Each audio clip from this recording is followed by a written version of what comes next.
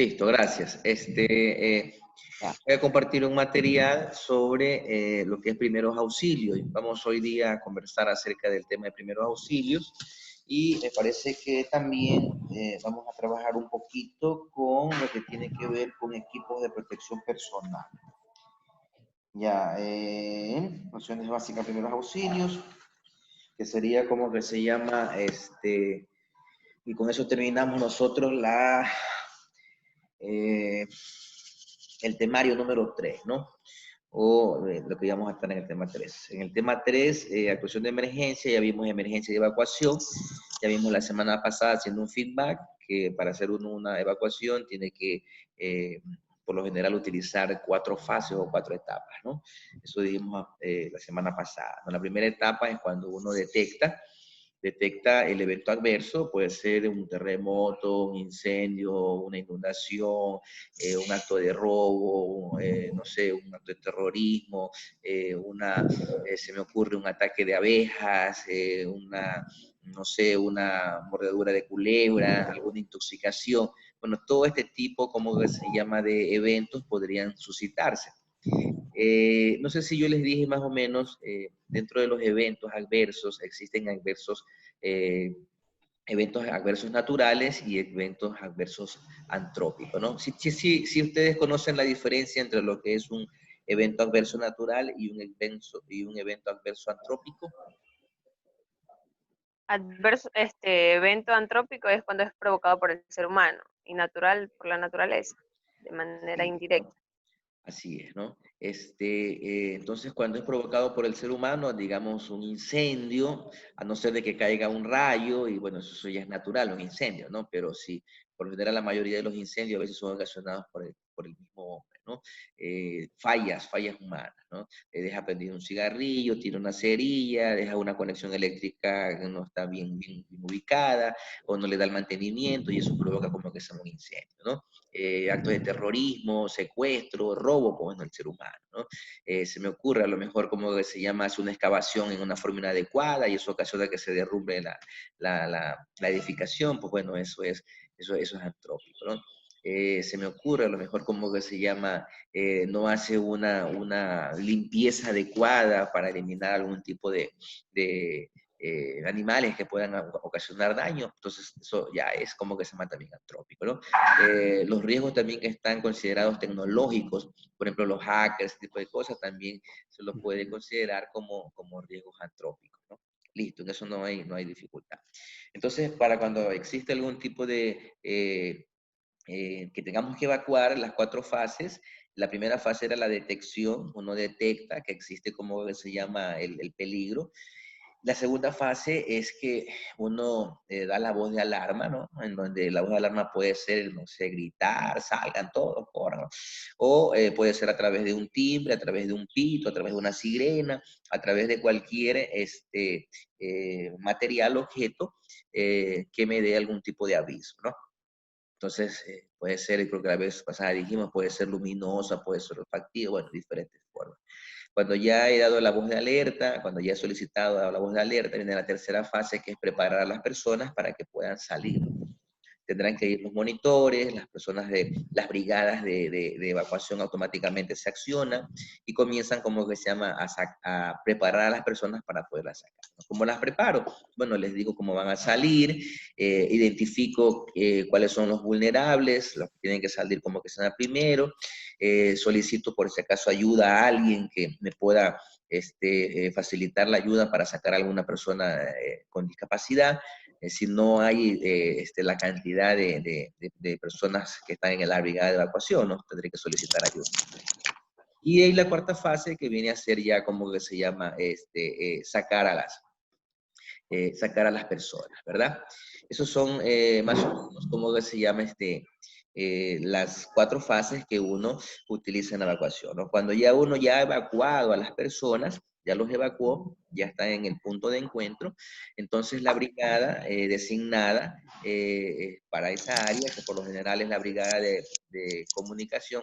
Oscar Candel, si puede apagar por favor el micrófono que se está interrumpiendo con ruido. Ya, entonces, ¿cómo que se llama? Ya cuando nosotros hemos evacuado a las personas, están en el punto de encuentro, como les digo, la brigada de comunicación es la encargada de comenzar a hacer el conteo, si están todos ahí presentes, si alguien falta, y si alguien falta, entonces la brigada de comunicación tendrá que automáticamente indicar a la brigada de evacuación de que hay una persona que está faltando, ¿no? Les cuento, nosotros vamos a hacer un simulacro posiblemente en la semana de examen de recuperación con los estudiantes de cuarto semestre. Vamos a hacer un simulacro virtual porque no lo podemos hacer in situ, pero sí lo vamos a hacer en Zoom. Vamos a ver cómo nos sale, ¿no? Vamos a simular como que se llama un evento adverso y se va a ir narrando, se va a ir describiendo cada brigada qué es lo que tiene que hacer, ¿no? Vamos a tratar como que se llama de ver ahí posibles fallas, porque vamos a tener personas que nos van a colaborar, van a estar observando y terminado el simulacro, pues van a decir en dónde nosotros fallamos, qué fue lo que pasó para mejorar como que se llama el plan de emergencia, ¿no? Con lo que es evacuación, ¿alguna consulta, estudiantes?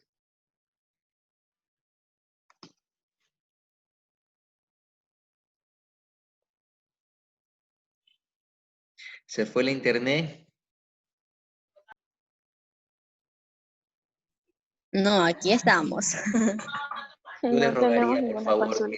que contesten, ¿no? Porque la verdad que resulta muy molestoso. Ya justamente vengo ahorita con otro grupo que uno pregunta y uno queda aquí como loco y esperando como que se llama que alguien diga sí, no, algo. Respondan porque yo no puedo proseguir, ¿sí? Cualquiera de ustedes lo pueden hacer. Si no saben, dicen no saben. Si sí saben, opinan, dicen algo, pero por favor digan para poder continuar, ¿no? Porque no puedo estar aquí esperando minutos a que como que se me responda, ¿no?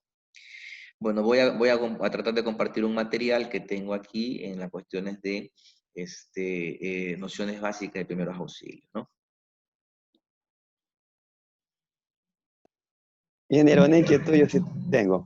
Por ejemplo, en el área de evacuación, por ejemplo, que se diera un caso, por ejemplo, en la cuestión de salida, que se obstaculice el acceso a la salida para evacuar por qué sé yo, que se caiga algún objeto y obstaculice. ¿Qué se podría hacer en esos casos?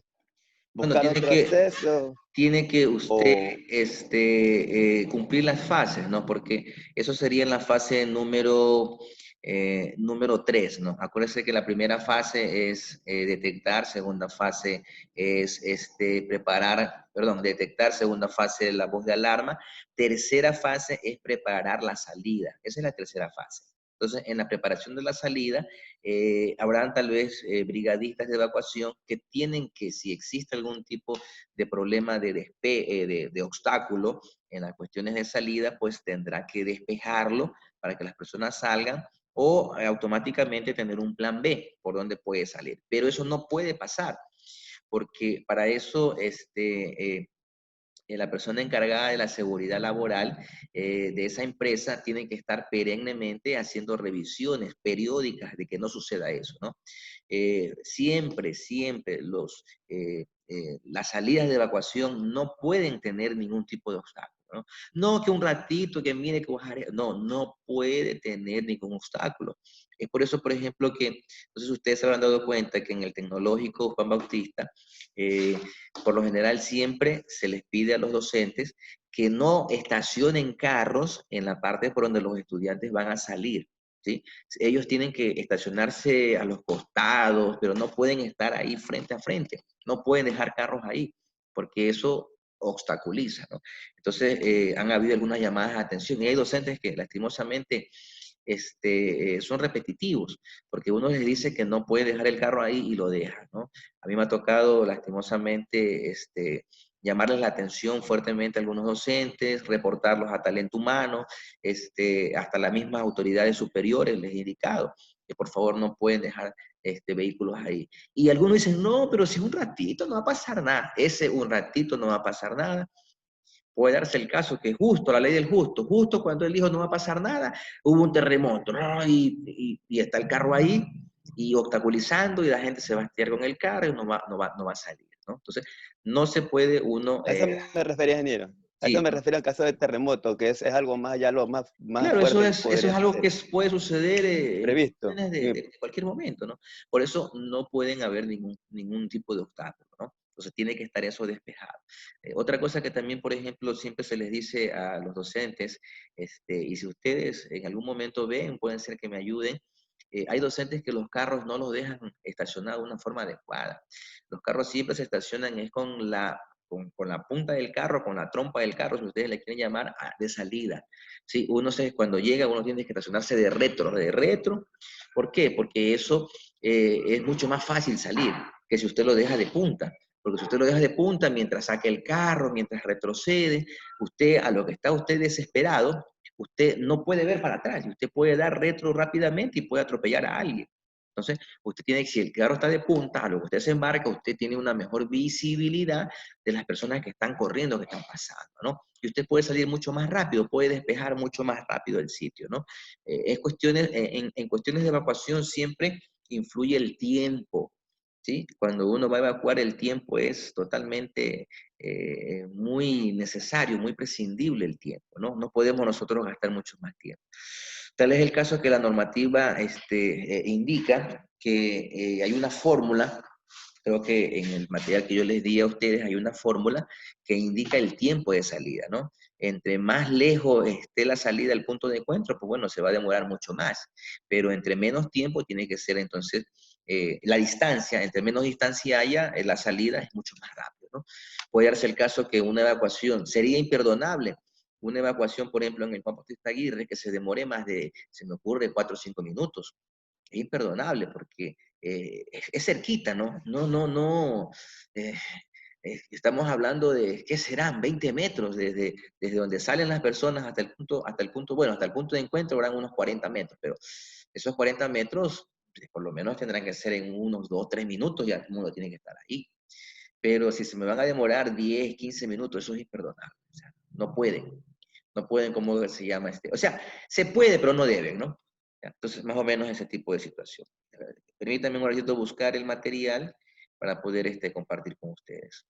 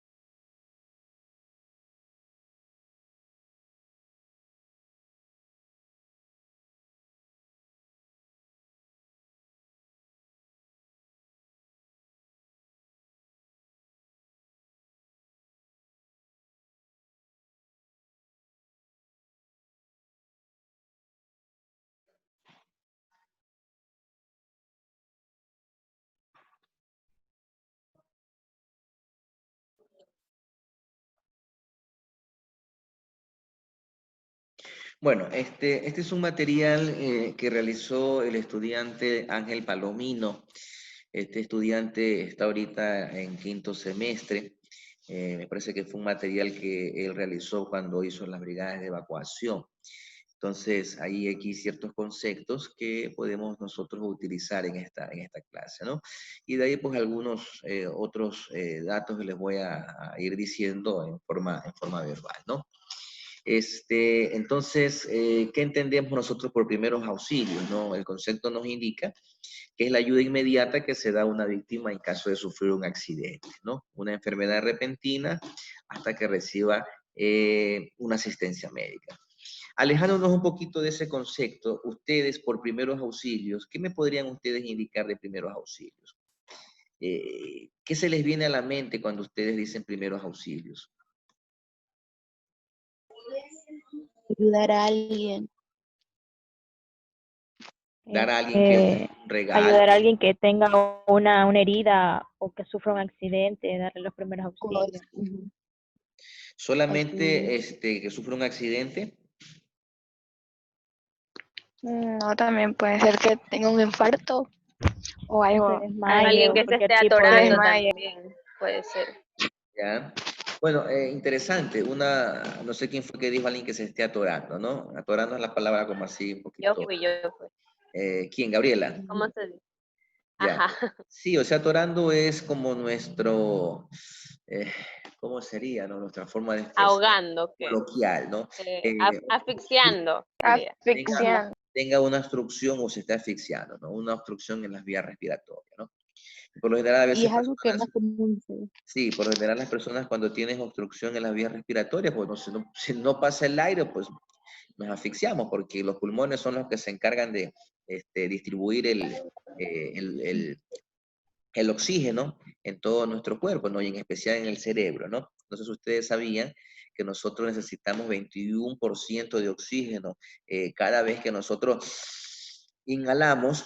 Cada vez que nosotros inhalamos, necesitamos que haya un 21% de oxígeno en esa inhalación que nosotros estamos dando en el aire, que nosotros, ¿cómo que se llama? Estamos inhalando en ese aire, tiene que haber un 21% de oxígeno.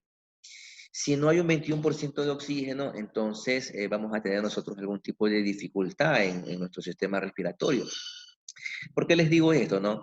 Por ejemplo, no sé si a ustedes les ha pasado que a veces ustedes están en un sitio demasiado concurrido. Están, por ejemplo, en la metrovía, ¿no? A mí me pasó un caso con la metrovía. A veces se llena tanto, ¿no? La metrosardina, que así le dicen, la metrosardina, se llena tanto, y entonces todas las personas que están ahí están inhalando aire, pero también están exhalando, como que se llama, dióxido de carbono, ¿no? Entonces, nosotros no necesitamos dióxido, no necesitamos dióxido de carbono, lo que necesitamos es oxígeno.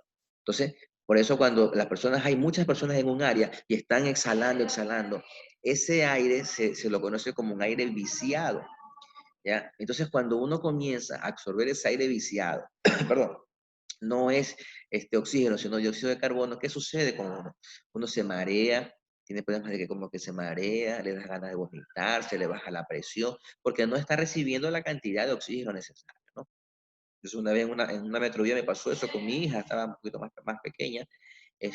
Había tanta cantidad de gente, como ella estaba pequeña, faltó el oxígeno y se me fue en vómito, ¿no? Se fue en vómito y tuvimos que nosotros bajarnos de esa metrovía porque necesitaba oxígeno. Estaba como verde, pero ya cuando nos bajamos, bueno, de nuevo, ¿cómo que se llama? Comenzó a respirar y se logró recuperar. No sé si ustedes habrán visto casos que cuando hay personas que se desmayan y la gente, como es chismosa y curiosa, siempre la gente se amontona, ¿qué pasó? ¿Qué pasó? Entonces, pero no la miren, ¿no? Ya por ahí ya la vieron quién es así, pero cuando sucede ese tipo de situación, están eliminando la cantidad de aire que esa persona debería recibir para poderse, como que se llama, un poquito reaccionar, ¿no? Entonces, cuando nosotros tenemos menos del 21%, entonces nosotros comenzamos a tener problemas en nuestro organismo, se descompone nuestro organismo, ¿no? Eso sucede, por ejemplo, como les digo, en lugares cerrados, en lugares de confinamiento. Por ejemplo, un lugar de confinamiento es un lugar, por ejemplo, áreas confinadas le llaman, ¿no? Son lugares muy cerrados, en donde solamente hay una sola vía de entrada y una sola vía de salida, ¿no? Eso se llaman espacios confinados, áreas confinadas, ¿no? Por ejemplo, la gente que trabaja por lo general limpiando cañerías, limpiando en estos tanques en las gasolineras, esos son espacios confinados, ¿no? Que tiene una sola vía de entrada y una sola vía de salida. La cantidad de oxígeno es menor. Mientras uno más baja, o sea, más como que se llama de la superficie terrestre baja, es menos cantidad de aire. Por eso no sé si ustedes se habrán dado cuenta, cuando estas personas trabajan agregando los cables y todo este tipo de cosas, ponen unas especies de como unos ventiladores. Hay un ventilador que saca el aire contaminado y otro ventilador que empuja el aire de arriba hacia adentro, ¿no? Para que haya una circulación de oxígeno, ¿no? Cuando uno tiene solamente 10% de oxígeno en nuestro organismo, uno se desmaya. Con 10% de oxígeno usted viene y se desmaya y se puede morir. Entonces, ya con un 17, 15% de oxígeno, ya usted siente así como que le da mareo. No sé si ustedes han ido a la sierra. Si ustedes han ido a la sierra, ustedes habrán sentido, hay un problema que se llama soroche, le llaman así vulgarmente, ¿no? Le dicen, oye, te dio el soroche. ¿Y por qué nos da el soroche? Porque nosotros los de la costa estamos acostumbrados a que nosotros estamos en un mar de oxígeno, ¿no? En un mar de aire, por eso estamos en la parte baja. Entonces, encima de nosotros hay una masa de aire mucho más abundante. Pero cuando nosotros subimos hacia parte alta, en especial sierra, la cantidad de aire disminuye, porque entre uno más suba, hay menos cantidad de aire, de oxígeno, ¿no? Entonces, por eso es cuando ustedes van a la sierra, ustedes sienten que se cansan rápidamente. Si ustedes, por ejemplo, han tenido la experiencia Hasta me de... quedo sorda, profe. Hasta me quedo sorda. Así Aparte es. que doy media vuelta y ya estoy cansada, me quedo Así sorda. es, aunque eso de que uno se queda sorda es por el problema de la presión atmosférica, ¿no? Es la cantidad de aire que tenemos encima de nuestra cabeza es menor. Nosotros en la parte de abajo, como tenemos mayor cantidad de aire, entonces nuestros pulmones se llenan mucho más de oxígeno que en la parte de arriba, en la sierra, ¿no? Hay una teoría, y sí tiene como que se llama su base científica. Las personas que viven en las montañas, que viven en las partes altas, por lo general su nivel su capacidad de hacer análisis, de criticar, de evaluar, de discernir, de tomar decisiones, es menor que las personas que están en la costa. Entonces ustedes se habrán dado cuenta que dicen que los costeños somos vivos, somos pillos, somos así medio vivarachos, pero eso influye el ambiente en cuestiones atmosféricas. Nosotros tenemos una gran cantidad de oxígeno.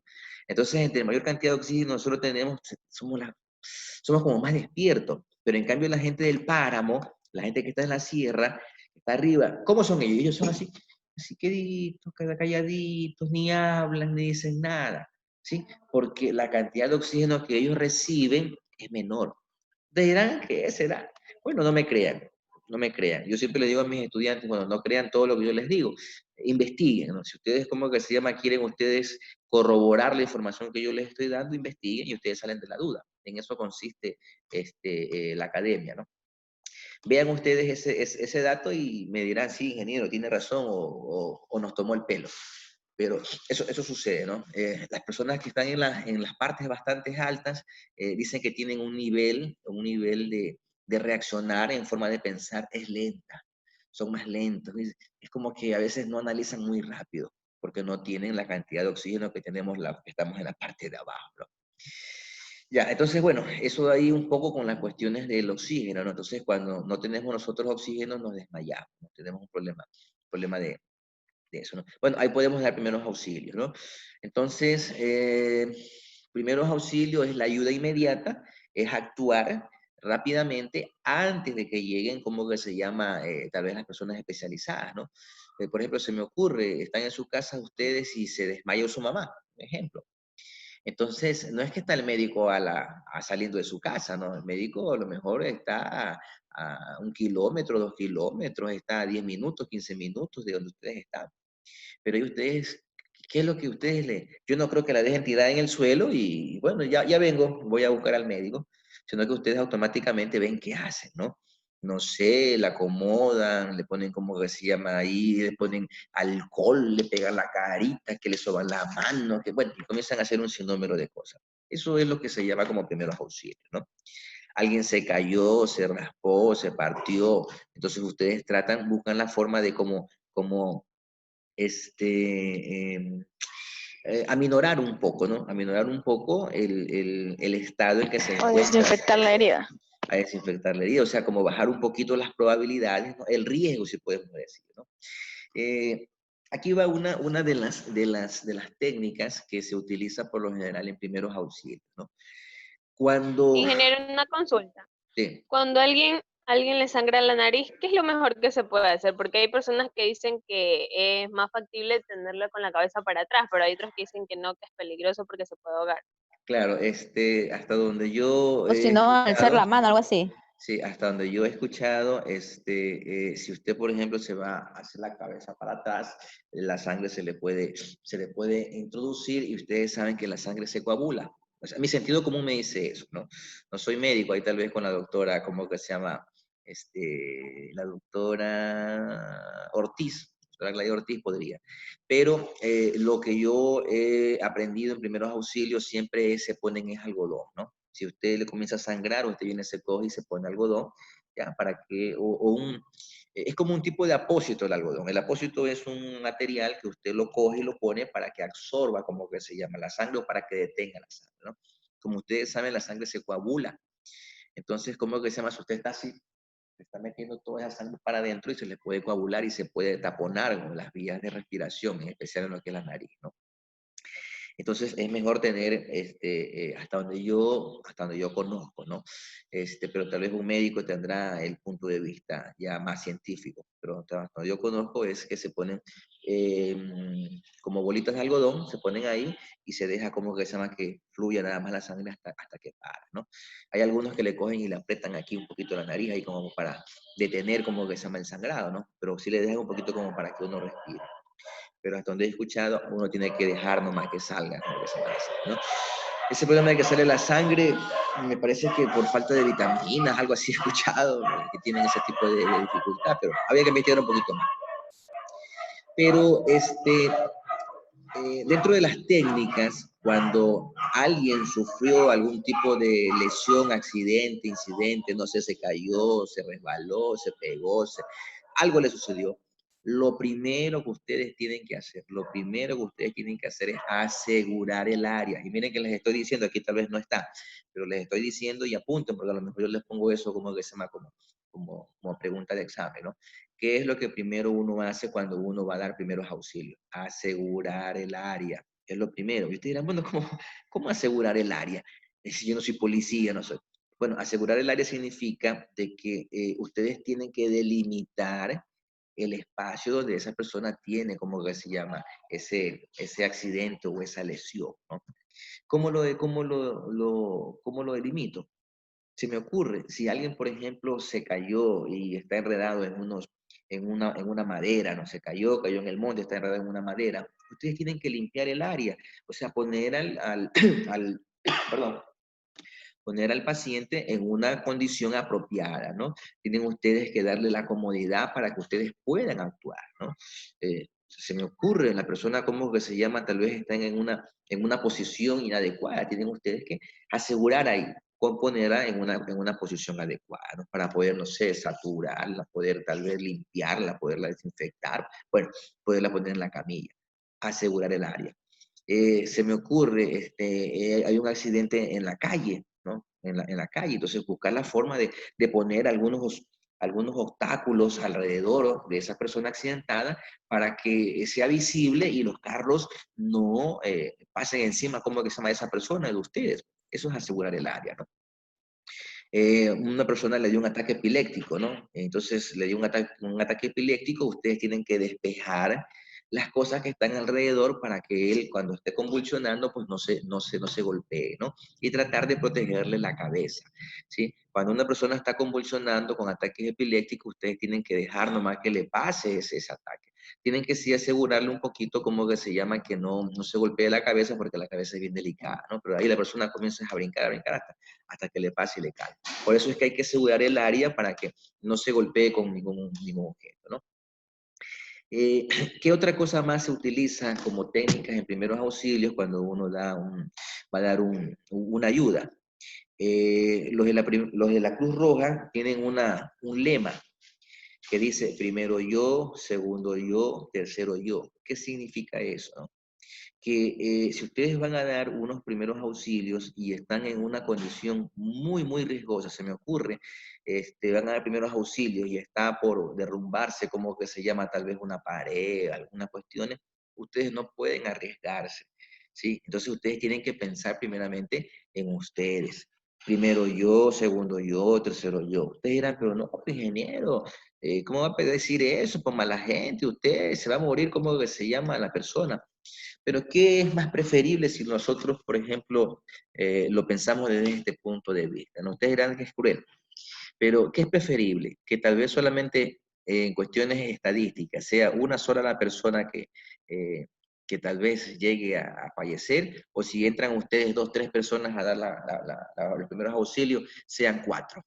¿Qué es mejor en ese caso? ¿Que solamente muera uno, a que mueran 4 o que mueran 5? ¿Qué dice Isabel?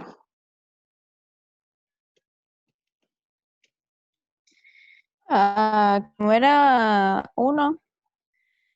No sé, pues usted lo dice como con duda. ¿Qué dice usted? O sea, si hay una persona que a lo mejor usted ni siquiera conoce, se me ocurre, usted no conoce, y usted se va a arriesgar y que le caiga, como que se llama, no sé, la pared, o haya riesgo de que haya energía eléctrica por ahí, usted se electrocute, o haya, como que se llama, un tanque de gas que ya está a punto de explotar y usted se mete ahí y con la probabilidad de que explote el tanque de gas y también usted muera. ¿Qué dice usted? ¿Es mejor que se muera nada más? Yo pienso, sí, lo siento muchísimo, pero soy yo, bueno. Así es, así es. Entonces, aunque resulta cruel, ¿no? Usted dirá, "Cha, Sí, es verdad. es un ser humano", pero bueno, eso tienen los rescatistas y las personas que realizan primeros auxilios, ¿no? Siempre piensan en eso, primero yo, segundo yo, tercero yo. O sea, siempre primero pensar Ya. si el área es adecuada y se puede ingresar a dar los primeros auxilios, ahí ingreso. Pero si no es adecuada, hay un alto Como porcentaje dice, o de como riesgo. dice ingeniero, en lo que nos mandó, las diapositivas y el otro trabajo del video, ayudar en lo que nos sea posible. Ahí de ser Así es. clarito, ayudar en lo que sea posible, Ujú. pensando primero en uno mismo. Así es, porque detrás de ustedes existe, no sé, familia, responsabilidades, ¿no? Y si por si acaso usted fallece de ahí, Hijos, detrás de usted, hijos. claro, detrás de usted no es el único que usted va a tener dificultades, sino lo que viene, como que se llama, detrás de ustedes, ¿no? Entonces, primero yo, segundo Pero yo. ya hablando en si es de un familiar, tal vez quien se encuentra en esa situación, ya es muy diferente porque intervienen los sentimientos. Así es, pero usted tiene que estar clara de que, o claro, de que si usted interviene en una situación de muy alto riesgo, corre el riesgo de que usted también se vaya ahí y usted muera. Eso tiene que estar consciente uno, ¿no? Listo, Claro, en ese entonces, caso sería asumir el riesgo ya. así es. Cuando usted es un familiar, porque un familiar, por ejemplo, uno a veces no piensa con el cerebro, sino que piensa con el corazón y actúa, ¿no? Es más sentimental y uno viene, hace lo que sea y no se da cuenta, como se llama, de la situación. Han pasado muchos casos de personas así, ¿no? Que no analizan la situación, sino que actúan como por instinto y cuando ¡boom! Ya no se murió uno, sino que ya se murieron dos, se murieron tres, ¿no? Por eso es necesario, como que se llama, que usted, antes de ingresar a dar primeros auxilios, usted haga un escaneo, en lo principio, primero yo seguro hago un escaneo. ¿Puedo o no puedo ingresar? ¿Puedo o no puedo dar primeros auxilios? Si yo puedo dar primeros auxilios, ingreso. ¿Sí? Si no puedo, que yo veo que es un alto riesgo, entonces tendré que esperar a las personas especializadas que puedan realizar, como que se llama, ese rescate o puedan intervenir. Acuérdense que nosotros no somos personas, como que se llama, que tenemos una ardua o un bagaje extenso de experiencia para realizar ese tipo de situación, ¿no? Nosotros podemos actuar hasta donde nuestra capacidad nos da. Otro error que también saben cometer muchas personas, a veces por impulso, es que a veces dan primeros auxilios sin la debida protección suya. ¿A qué me refiero con la debida protección suya, no?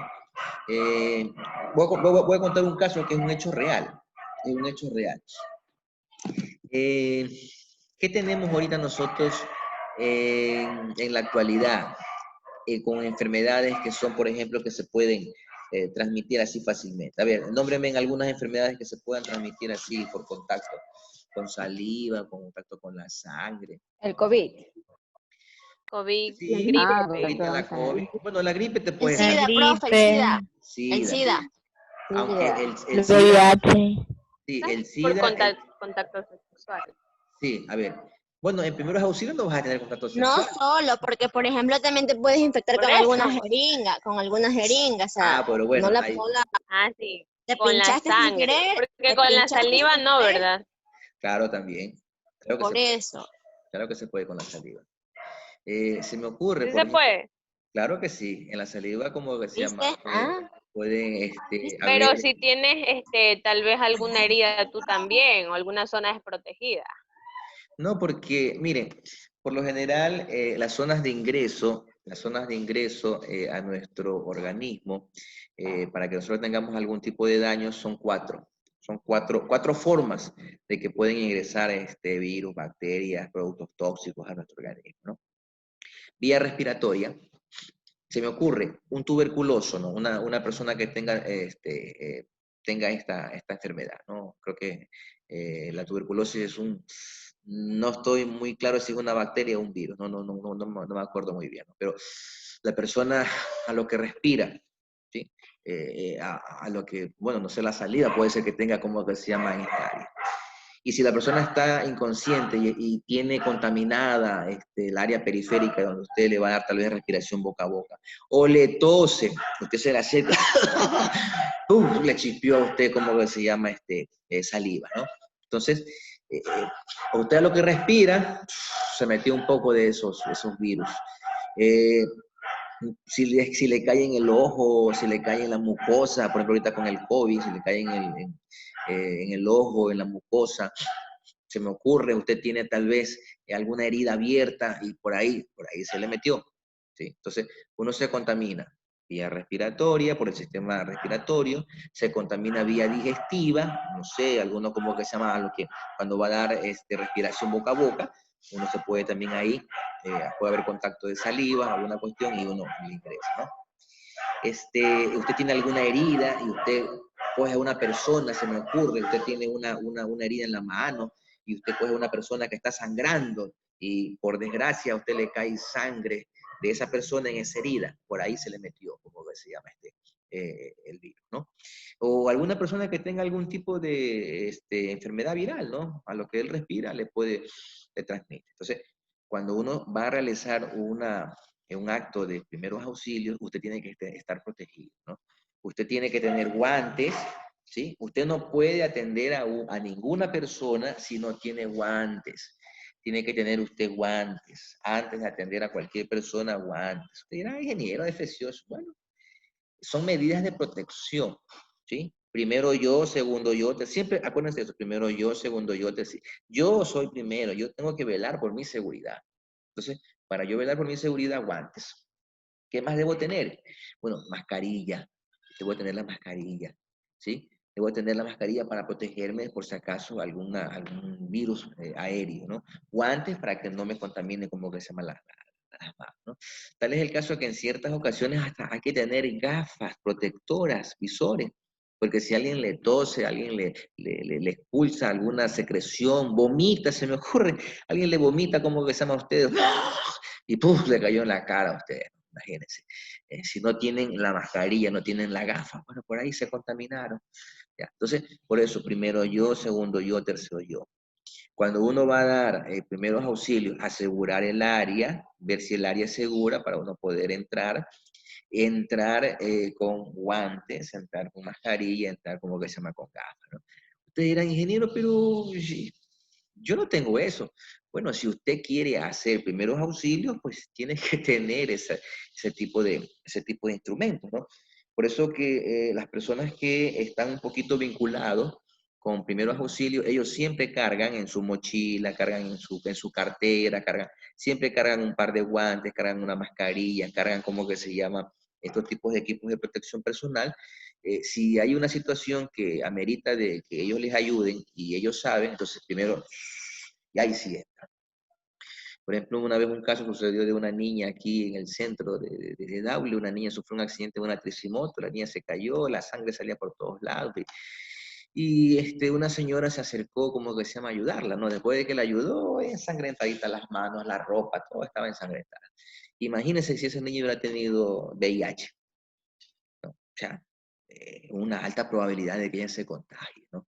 Por ese VIH.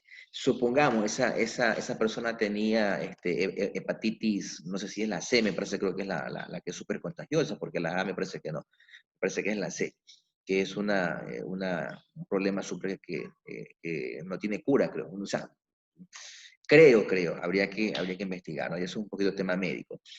Una persona, por ejemplo, que tenga tuberculosis, y yo me voy a contaminar con ella, ¿no? Tenga COVID, me voy a contaminar con ella, ¿no? Entonces, por eso uno tiene que estar preparado. Primero yo, segundo yo, tercero yo. Acuérdense siempre eso. ¿Cómo me protejo? Asegurando el área, entrar en un área segura y teniendo el equipo de protección personal. Si no tengo eso, no puedo hacerlo. Tal vez yo podría hacerlo si yo conozco a la persona, ¿no? Si yo sé quién es la persona, ¿sí? Porque, por ejemplo, a veces cuando uno da primeros auxilios, a veces uno da ayudas a personas que uno no conoce. Entonces, ahí es el problema. Pero si ustedes, por ejemplo, conocen a la persona, se me ocurre, un familiar, ustedes saben quién es, cómo es, y bueno, si es que tiene enfermedad o no tiene enfermedad, ahí tal vez ustedes podrían intervenir y hacerlo si tal vez sin un equipo de protección adecuado, porque ustedes conocen a la persona. Pero si no la conocen, es muy difícil intervenir con un desconocido, ¿sí? Ya, listo. Continuamos, a ver. Bueno. Cuando uno ingresa a dar primeros auxilios, lo primero que uno tiene que ver son signos vitales, ¿no? Ya cuando ya está usted con la persona ahí en contacto, tiene que ver los signos vitales, ¿no? Por lo general siempre, cuando uno, por ejemplo, va a dar algún tipo de respiración cardiorrespiratoria, respiración cardiopulmonar, se llama el RCP, uno tiene que primeramente ver los signos de esa persona, ¿no? Uno da respiración cardiopulmonar cuando la persona no reacciona, ¿sí? Cuando no reacciona, ¿sí? No responde, no se puede comunicar, no respira. Entonces, cuando usted llega, señor, no le responde, él está mudo. Por lo general, saben tener como técnica, le cogen y le peñiscan, ¿sí? Le cogen y les peñiscan las tetillas, hay algunos que le cogen las tetillas y se las retuerce. Es un dolor bastante fuerte. Si esa persona no dice nada, entonces no reacciona, no responde. Ahí vemos un signo, esa persona está inconsciente. Tenemos que ver nosotros su abdomen, ¿sí? Si esa persona está respirando. Si está respirando, ustedes verán que cuando uno respira, el abdomen por lo general se eleva y se baja, ¿no? O me le acerco, como que se llama, un poquito a la nariz y veo si hay salida, exhalación de aire, ¿no? Entonces, si no hay salida de aire, significa que esa persona no está respirando. Eso es, hay que actuar rápidamente. La persona no reacciona, no respira.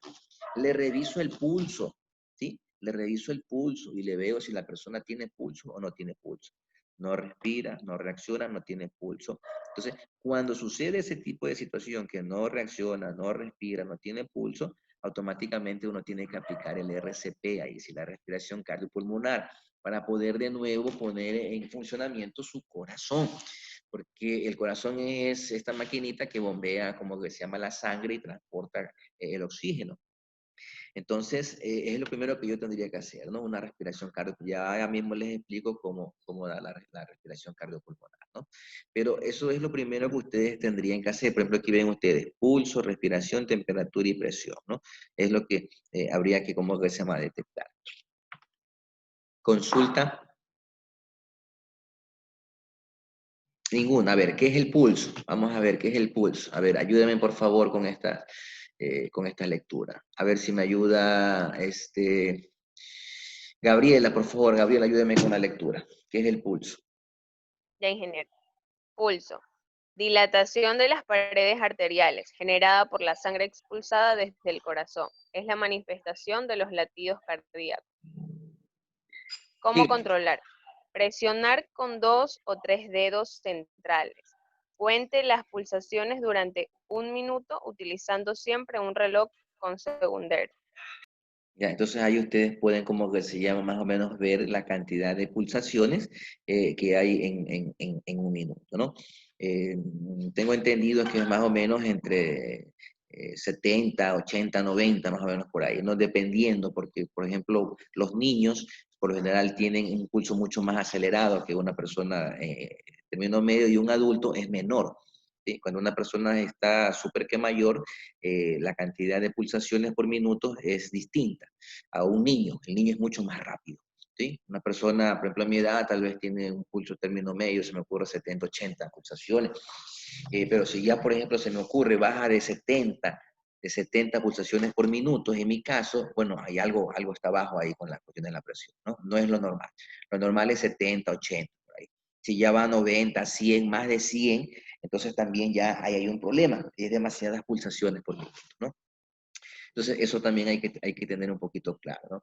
La fisiología,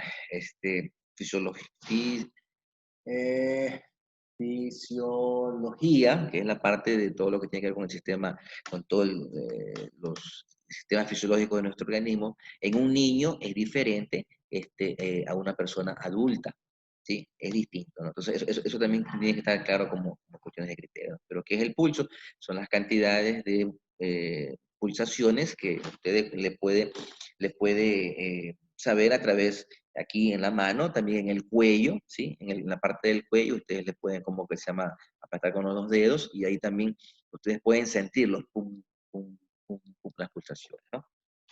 Entonces eso habría que ver si es que existen o no existen, si está bajo, si está acelerado o no hay. A ver, aquí vemos nosotros, algunos lugares donde podemos nosotros controlar el pulso, ¿no? En la arteria radial dice que se encuentra en la muñeca. En la arteria carótida, está aquí en el cuello, donde les indicaba. En la humeral del brazo, también ustedes como que se me lo pueden... Aquí están las figuras, ¿no? Si ven ustedes las figuras, ¿no? ¿Sí? Entonces, la arteria humeral en el brazo, en la temporal región, en las cuestiones aquí en la temporal regional, y en el dorso del pie también se puede.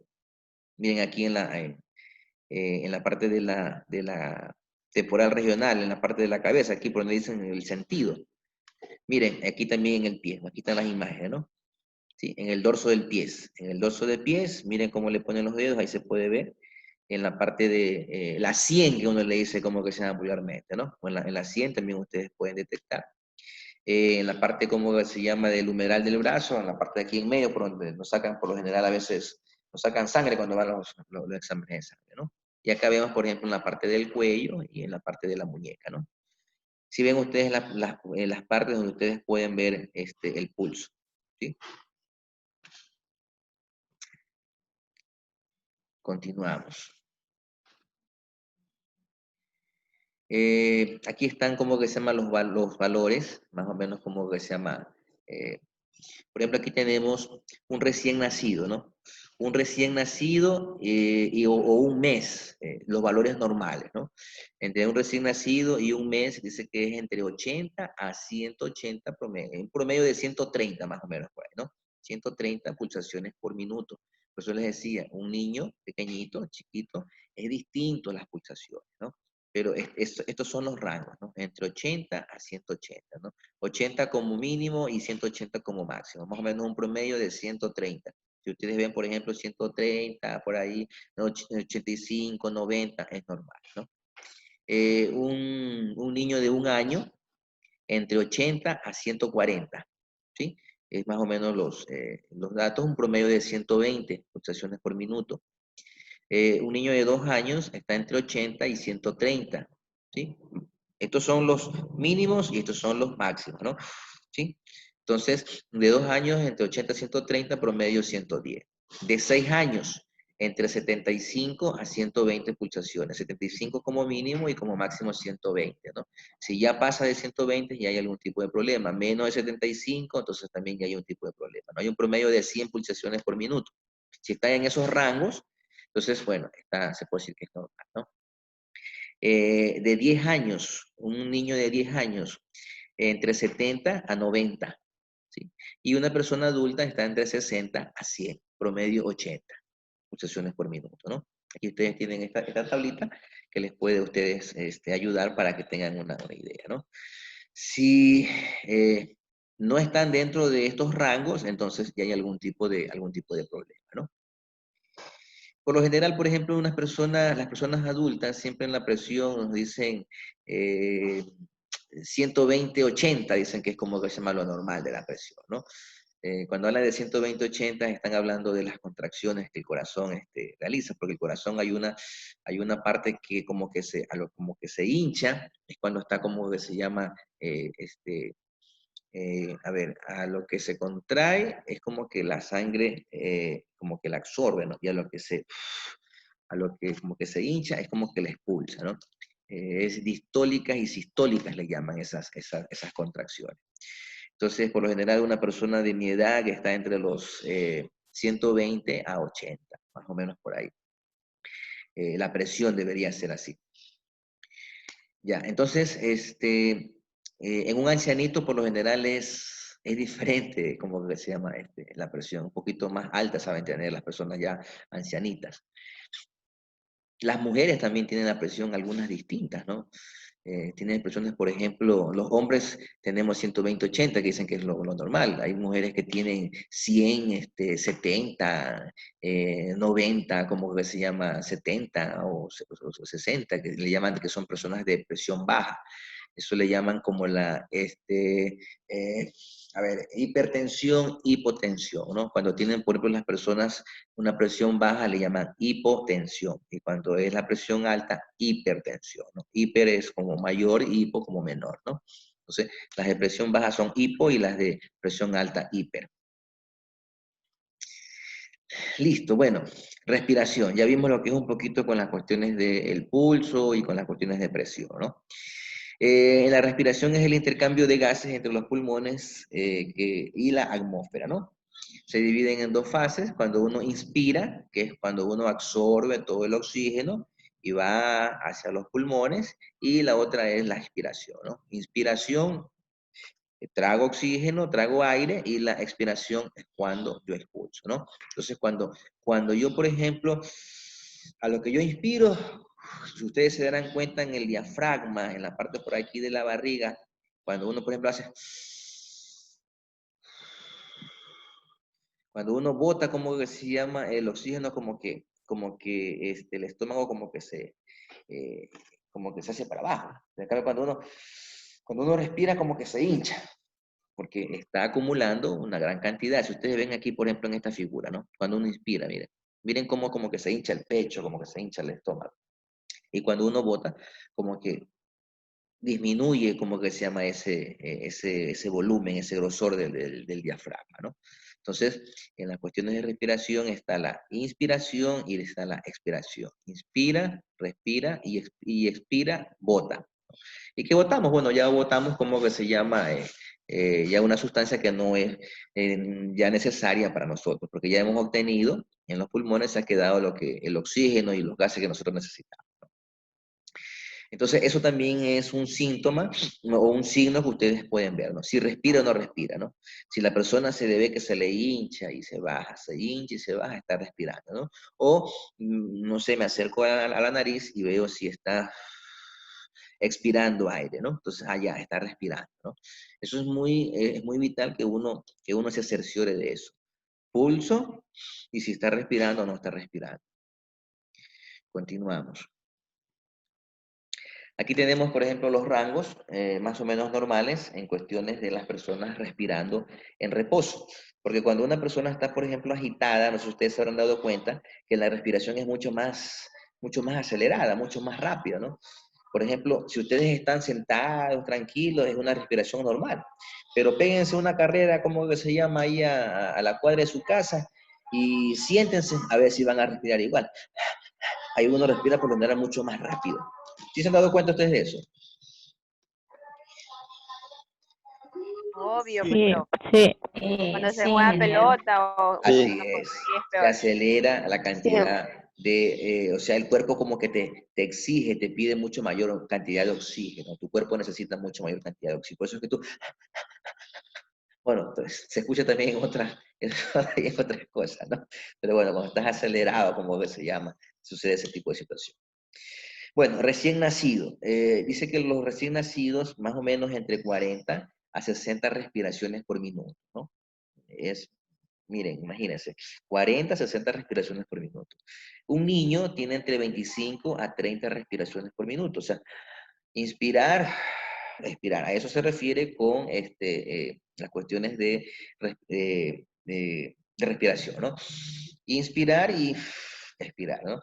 Entonces, los recién nacidos entre 40 y 60, o sea, es mucho más rápido que un niño. El niño tiene entre 25 a 30 respiraciones por minuto, el adulto entre 12 a 20 respiraciones por minuto y un adulto mayor entre 14 a 16 respiraciones por minuto. Esos son más o menos los rangos, ¿no? Ustedes ahí entonces, ustedes pueden detectar. Sabiendo estos datos, ustedes pueden ver si están dentro de los parámetros. Un niño, por ejemplo, ustedes ven que tiene unas 26, 28, 29, allá es normal, está respirando normalmente, ¿no? Un adulto, ustedes ven que entre 12 a 20 está respirando normal, ¿no? Y un adulto mayor entre 14 a 16, ¿no? La temperatura, vamos a ver un poquito lo que es la temperatura, ¿no? Por lo general, ¿cómo que se llama? La temperatura es la transferencia de calor que nosotros tenemos en nuestro organismo, ¿no? Lo que nosotros irradiamos en, en nuestro cuerpo, ¿no? Y por lo general lo normal es entre 36 a 37 grados centígrados, más o menos por ahí, ¿no? Aquí están, por ejemplo, los rangos normales, ¿no? En lo que es en la axila, debe tener una temperatura entre 36 a 37,5, en lo que es en la axila. En lo que es en la boca, entre 36 a 37,5, lo mismo, entre la misma temperatura, ¿no?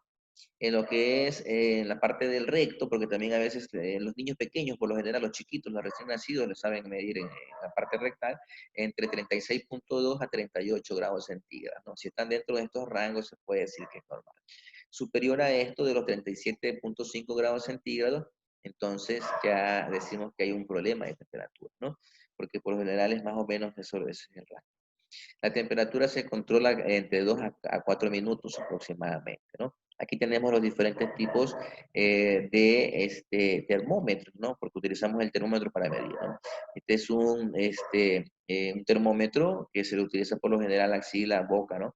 Pero no vamos a utilizar el mismo del recto para axila ni boca, ¿no? Aquí está otro tipo de termómetro. Ahorita como ha avanzado la tecnología, pues ustedes se dan cuenta, ya existen termómetros digitales en el cual, por ejemplo, solamente le apuntan a usted con un rayo láser y ya automáticamente ya le sale la temperatura, ¿no?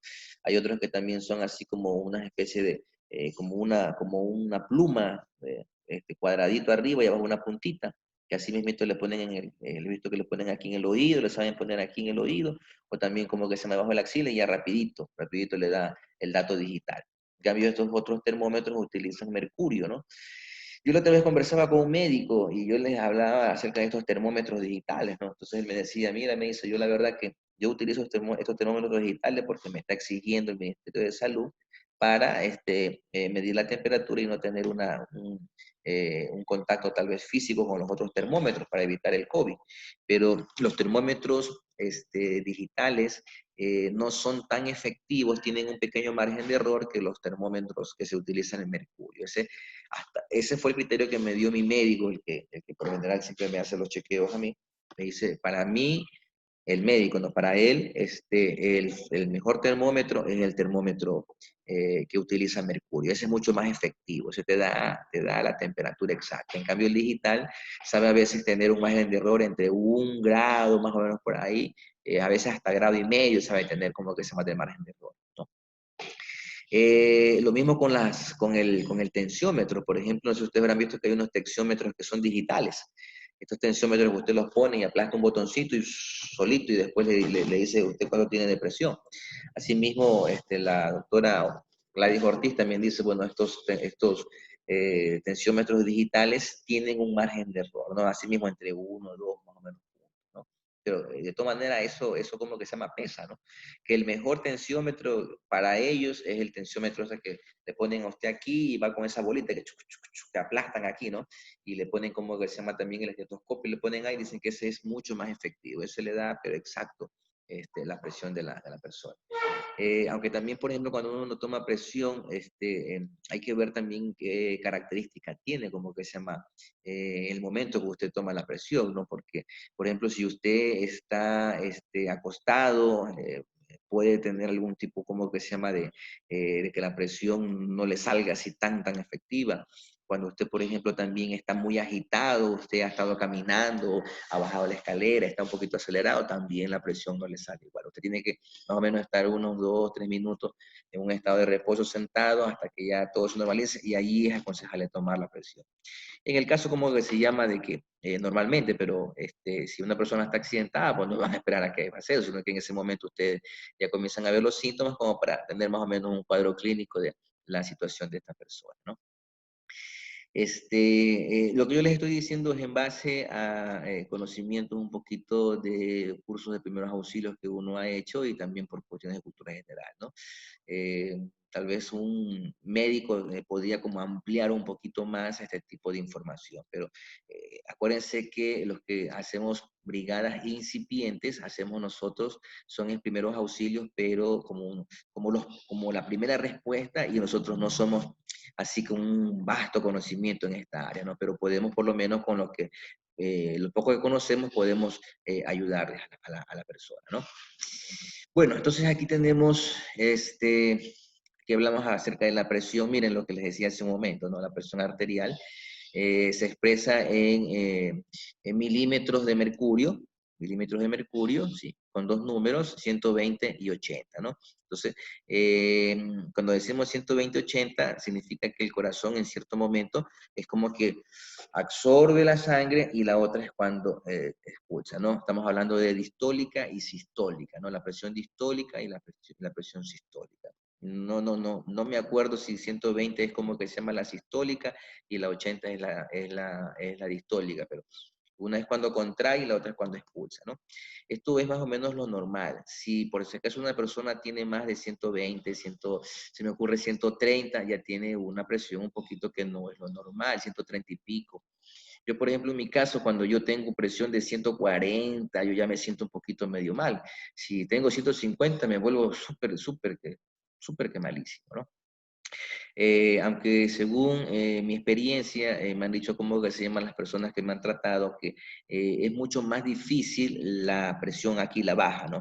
La de 80. Si usted, por ejemplo, tiene aquí, en vez de 80, tiene 90, tiene 100, es súper más peligroso que usted le pueda dar un paro cardíaco, ¿no? Puede tener usted como que se llama un paro cardiorrespiratorio. Si esta de aquí, esta 80 siempre está en 90, 100, 100 y pico, si está de 100 para arriba, eso es fatal.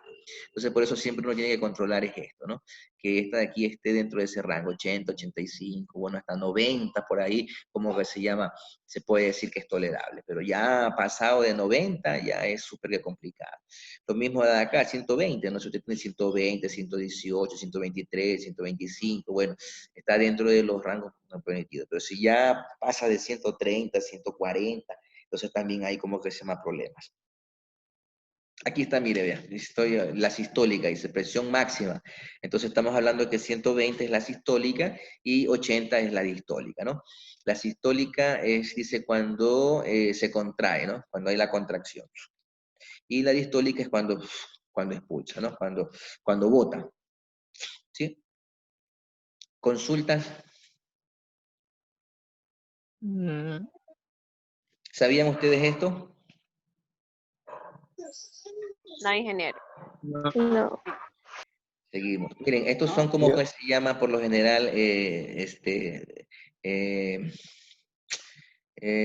los medidores de presión digitales, como les decía, ¿no? Aquí, por ejemplo, tiene este paciente tiene 130/85. Oh, Está más o menos, o sea, lo normal es 120, ¿no? Pero 130 está como decir como en el umbral, ¿no? Entonces, por ejemplo, dice, la sistólica tiene que ser menor de 140 y la distólica tiene que ser menor de 90, ¿no? O sea, como máximo 140, bueno, es como tolerable, ¿no? Entonces, esta persona como que está dentro de ese rango, ¿no? Pero si ya hay más de, por ejemplo, en la sistólica, hay más de 140, hay 145. Yo con 140 yo me siento mal. Hay otras personas que con 140, 150, hasta 200, esas personas no les pasa nada porque ya se acostumbró su cuerpo a esa presión. Pero una persona que se puede decir que esté dentro de los parámetros normales, ya con una presión de 140, ya se siente uno mal, le duele la cabeza, como que se marea, como que se pone como acalorado, como que se le sube un bochorno como que se llama la cara. Eso es cuando más o menos uno siente cuando la presión siente como una desesperación, como que no respiras muy bien cuando tú tienes la presión alta. ¿Sí? Tienes como una arritmia cardíaca que no es la adecuada cuando sucede el problema de la hipertensión. Lo mismo cuando tienes la hipo, ¿no? Cuando tienes una presión súper menos de 120 en el caso, ¿no? Se me ocurre 100, 90, tienes una presión sumamente baja. Entonces ustedes habrán escuchado a esas personas que dicen, uy, se me bajó la presión. Y como que te da sueño, como que te quieres sentar, como que te da la muerte blanca. Por lo general, cuando te da la muerte blanca, que le dicen vulgarmente así, que es una descompensación del cuerpo, es cuando dice se me bajó la presión. ¿Sí? Entonces, en cuestiones de la presión tiene que estar dentro de los rangos, ¿no? La presión normal 120/80, es como decirlo normal, ¿no? El otro día estaba investigando sobre este tema y hay una discusión entre los norteamericanos con los europeos, ¿no? Por ejemplo, para los norteamericanos dicen que la presión normal es 120/80. En cambio, para los europeos dice que la presión normal es 130/90, ¿no? Están en ese ahí, pero sí podemos decir que más o menos entre 120 hasta 130, en este caso aquí 140, podemos decir que la presión como que se puede ahí manejar, ¿no? Pero en las cuestiones de la presión, otro dato que también, en base a la experiencia que he tenido, me dicen que es mucho más fácil subir la presión que bajar la presión, ¿no? Cuando uno, por ejemplo, tiene una hipertensión alta, está muy, muy alta, y a veces es mucho más complicado y es mucho más riesgoso de que te pueda dar un paro cardíaco. En cambio, con la presión baja, uno, por ejemplo, según los médicos me dicen, ¿no? Que es mucho más fácil poderla subir un poco. Ahí viene la agüita con azúcar, que te dan el café, que te dan un poquito de El calidad, el caramelito, caramelito, y ahí porque la cola. Coca-Cola. el azúcar, miel. pero es por el azúcar, ¿no? Porque parece que el azúcar influye un poquito dentro de nuestro sistema digestivo y hace que se eleve, ¿no? En cambio, cuando tú tienes la presión alta, por lo general ocasiona que las dilataciones de las venas, como que hay algún tipo de problema, y ¿no? Por eso es que siempre cuando las personas tienen algún problema de paro cardiorrespiratorio recomiendan dar la aspirina, porque la aspirina es un anticoagulante, ¿no? No sé si ustedes habrán escuchado ahorita, por ejemplo, con esto del COVID, que están indicando de que esto del COVID hace que este virus coagule un poquito, como que se llama la sangre dentro del interior nuestro, y se provoquen unas especies como de unos obstáculos en las vías por donde la sangre circula, ¿no? Y le llaman trombitos, creo que me escuché, algo así creo que escuché, porque le da uno como una trombosis, que no hay una libre circulación de la sangre, ¿no? Entonces, por eso están dando medicamentos que son anticoagulantes, ¿no? Que tratan de esos pequeños trombos o esos pequeños así pedacitos de sangre coagulada como que se disuelva, ¿no? Más o menos lo que he escuchado un poquito con esto de el virus del COVID. Listo, aquí ya vemos entonces la sistólica es la presión cuando se contrae el corazón, ¿no? Cuando el corazón se contracción significa que como que absorbe, ¿verdad? Y la distólica es cuando expulsa, ¿no? Entonces, la sistólica es 120 y la distólica 80, ¿no? Continuamos con otra. Bueno, aquí vemos, por ejemplo, una forma que se utiliza cuando uno da primeros auxilios, ¿no? Una manera rápida es tratar de que la persona, como que se llama, tenga conciencia, ¿no? Entonces, alerta, está despierto, habla. Oiga, señor, ustedes, no sé si ustedes habrán escuchado, ¿no? Oiga, señor, me escucha, por favor, y comienzan a hacerles preguntas, ¿no? ¿Sabe dónde está? ¿Quién es usted? ¿Qué día estamos hoy? Y comienzan para que la persona esté alerta, ¿no? Alerta, está despierto, habla. Cuando está alerta, está despierto, habla. Verbal, responde al llamado, ¿no? ¿Sí? Si la persona responde o no responde al dolor, por eso yo les decía que a veces, como que se llama, le cogen y le saben peñiscar, le peñiscan las tetillas. Entonces, si la persona, ¡ay! Bueno, está respondiendo al dolor. Es un buen signo que responda como que se llama el dolor, ¿no? Pero eso a los hombres o a las mujeres también. Bueno, las mujeres tendrán que tal vez en otro lado, tal vez por la, no sé, pero es como que, o si no hay otros que comienzan como a golpearlo, ¿no? Oiga señor, y comienzan a pegarle en el pecho, comienzan a pegarle en el pecho, en la cara, para que responda. Si la persona como que se llama responde a esos estímulos, porque son estímulos, entonces, bueno, es un signo que ayuda. La persona, por ejemplo, cuando está alerta, te puede dar información, qué le pasó, qué sucedió, y uno recopila la información para tú poder ayudarle mejor. Pero una persona que no te responde, que no te dice nada, uno está como a la ciega. Entonces es un poquito más difícil, ¿no? Entonces lo que uno busca cuando uno da primeros auxilios, lo primero es que te responda, ¿no? Te dé. Porque se me ocurre, a lo mejor, por ejemplo, tú quieres suministrar algún tipo de medicamento y esa persona es alérgica. Por ejemplo, hay muchas personas que son alérgicas a ciertos medicamentos, ¿no? Como la ampicilina, y si la persona no te responde y tú aplicas eso, puedes cometer un error y lo puedes como que se va a matar. A lo mejor tiene la persona tiene problemas cardíacos, a lo mejor la persona es hipertensa, o a lo mejor la persona tiene presión baja, ¿no? Es hipotensa. Eh, eh, Cuando la persona puede reaccionar, tú puedes obtener información y eso como que se llama ayuda, ¿no? Entonces dice, cuando la persona reacciona o responde al dolor, reacciona con gestos o con gruñidos, bueno, la persona como que se mantiene. Inconsciente, no responde. Cuando la persona está alerta, es que está despierto, habla. Cuando la persona responde al llamado, sí, dígame, bueno, dolor, la persona, ay, se mueve, fluye, ¿no? Inconsciente no responde a nada, ¿no? Entonces, eso también como que se puede utilizar como un dato. A ver, continuamos un poquito. Valoración de la respiración. Aquí es, por ejemplo, ver, dice, miramos el tórax si se eleva o no. ¿Sí? Eso es lo que les decía hace un momento, ¿no? Y uno, por ejemplo, usted le abre la camisa, o si tiene ahí la camisa, y usted ve cuando uno está respirando, ¿no? Si la barriga se eleva y baja. Si se eleva y baja, significa de que la persona, como que se llama, está respirando, ¿no? La persona escucha, ¿no? Con el oído también aquí con el oído usted puede acercarse aquí a la respiración y hay un sonido. Usted se acerca con el oído, usted escucha si la persona emite ese sonido, ¿no? Por ejemplo, aquí ustedes ven, ¿no? Aquí en la segunda imagen la persona está viendo aquí el diafragma y está con el oído viendo si es que se escucha el sonido de cuando la persona expulsa el aire, ¿no? Sentir, dice, con los dedos índices y medios sentimos el pulso, ¿no?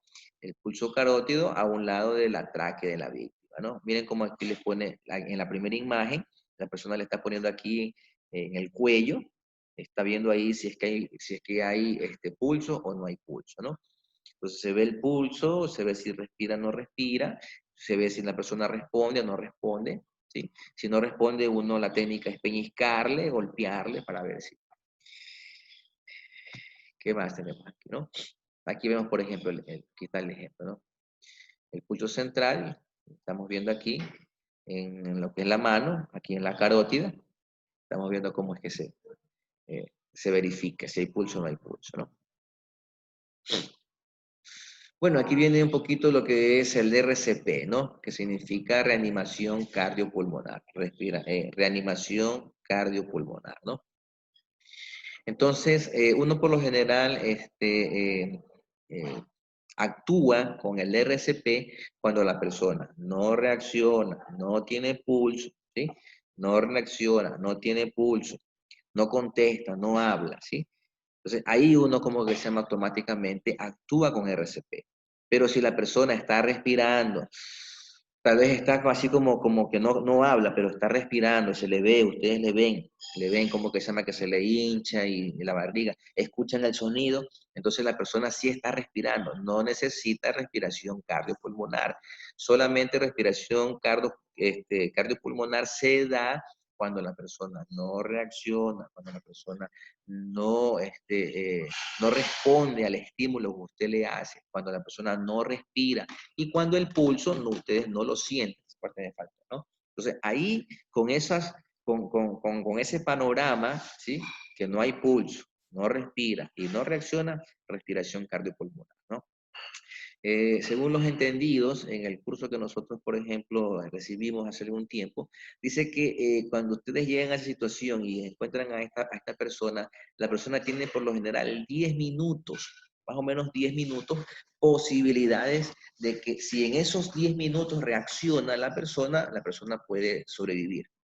Pero si en el transcurso de esos 10 minutos la persona no reacciona, entonces automáticamente está declarada como muerta. Entonces son 10 minutos vitales, que en esos 10 minutos vitales usted tiene que lograr hacer la técnica de la respiración o la reanimación cardiopulmonar para que reaccione, ¿no? Si ustedes se dan cuenta, por ejemplo, aquí hay unos pasos interesantes que en primeros auxilios se debe hacer. Si ustedes detectan una persona que está en una situación calamitosa, ¿no? Lo primero que ustedes tienen que hacer es llamar a las personas que tienen un mayor conocimiento de esto, ¿no? Al hospital, al cuerpo bombero, no sé, a la Cruz Roja, al municipio, que ellos tienen como que se llama personas que te pueden ayudar, ¿no? Entonces, lo primero que ustedes tienen que hacer es cuando ustedes ven una situación calamitosa, es comenzar a pedir auxilio. Ayúdame, oigan, ayúdenme, mire, por ahí, por favor, llamen al 911. Es lo primero que ustedes tienen que hacer, ¿no? Solicitar ayuda, ¿no? Comienzan a solicitar ayuda para que si ustedes no pueden porque tal vez le están dando los primeros auxilios, tienen que buscar otras personas para que les ayuden. Tienen que gritar ustedes, ¿no? Entonces, habrá alguien, sí, ya voy a llamar como que se llama la ambulancia. Es lo primero. De ahí usted comienza con la reanimación cardiopulmonar. ¿En qué consiste, no? Consiste en que usted tiene que, con las palmas de sus manos, ¿sí? Es como que entrelaza así, no sé si ustedes me logran ver un poquito la imagen, ¿no? Ustedes entrelazan los dedos así, ¿sí? ¿Sí? Entonces ustedes comienzan y presionan aquí en esta parte de aquí, cerca del corazón, y ustedes tienen que hacer 30, me parece que son, a veces son 30 presiones. Ustedes con las manos rígidas y ustedes, ¿qué es lo que hacen? Es como que aplastan el corazón, ¿no? Buscan la forma de aplastar el corazón y para arriba. Aplastar el corazón y para arriba. Entonces ustedes dan 30 presiones y después de las 30 presiones ustedes dan 2 exhalaciones. O sea, y la persona para poderle dar, poderle introducir aire, tienen que ustedes cogerle y hacerlo para la parte de atrás. Entonces le cogen aquí la barbilla y se la ponen para la parte de atrás. Porque si la persona está así, tiene obstaculizado aquí la tráquea, ¿no? Entonces, ustedes tienen que hacerle para la parte de atrás, abrirle la boca, ¿sí? Y a lo que ustedes le hacen la expulsión del aire, a lo que ustedes soplan fuertemente, ustedes tienen que ver que la persona se le hincha aquí la barriga, ¿no? Porque es como que si ustedes están inflando una vejiga, ¿no? Cuando ustedes inflan una vejiga, ¿qué hace con la vejiga? La vejiga comienza y se hincha. Así mismo, tienen que hacerle 2 ustedes.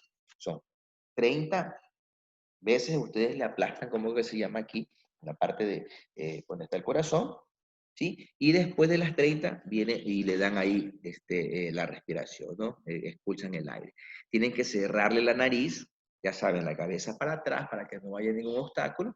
Le cierran con una mano, una mano le cierran la nariz, está abierta la boca y como que se llama, expulsan aire. Ahora, esto también tiene como que se llama su norma de seguridad. Ustedes no pueden darle respiración boca a boca si ustedes no conocen a la persona. Si ustedes, por ejemplo, no conocen a esa persona quién es, ustedes no pueden arriesgarse. Acuérdense, primero yo, segundo yo, tercero yo. Ustedes tienen que tener una mascarilla, ¿no? Entonces, con la mascarilla, ahí tal vez hay la posibilidad. Pero por lo general también hay unos dispositivos que son como especie como de un embudo. Son como un embudo que ustedes se lo ponen en la boca aquí a la persona. O la otra técnica es que ustedes le abren y ustedes como que hacen un embudo con las manos ahí. O sea, ponen así, miren. Yo no sé si me ven ustedes ahí como las estoy colocando las manos. ¿Sí me ven? Sí, sí, vamos. Sí, sí, lo Sí. vemos. Entonces, ahí le ponen ustedes en la boca y en sus manos ustedes ahí respiran. O sea, exhalan ahí para que la persona tenga oxígeno. Entonces, y eso es bastante cansado, les cuento. Por ejemplo, comenzar 1, 2, 3, 4, 5, 6, 7, comenzar. Son 30. Después de los 30, vienen 2 veces. Sopla. Y después de nuevo, 1. Por eso es aconsejable que cuando uno hace esta técnica de la respiración cardiopulmonar, exista alguien que le pueda a usted relevar, porque usted se va a cansar. Usted después de unos 2 minutos, usted está que ya los brazos no le valen. Entonces, por eso es bueno que se haga entre dos, si es posible, como que se llama entre dos, se turnen, ¿no? Después de que ya usted le dio, ya usted se cansó, usted va a la boca y ya, y comienza. El otro se cansó y se turnan así, ¿no? Cuando se hacen entre dos, ahí sí se puede. Y de ahí la persona dentro de los 10 minutos, pues, si tiene suerte, pues reaccionará, ¿no? La persona comenzará como que se llama tal vez a toser, a comenzar a accionar, listo. Entonces, hasta que lleguen los médicos que ya le den los otros auxilios. Hay personas, por ejemplo, que cuando no logran reaccionar, con la reanimación cardiopulmonar, se utiliza un aparato que se llama desfibrilador, que es como que se llama, es una especie de, como una cajita que a uno le hace unas descargas eléctricas, ¿no? Uno le pone como que se llama como unas ventosas en la parte del corazón, a un costado, le ponen como, creo que son dos ventosas que le ponen, uno en el corazón, otro en un costado, ¿no? Y le manda unos impulsos eléctricos, ¿no? Como una especie de una descarga eléctrica. Porque nosotros en nuestro organismo, nosotros tenemos como una especie de se puede decir como un sistema eléctrico, ¿no? Si lo podemos nosotros como que se llama decir de esa manera.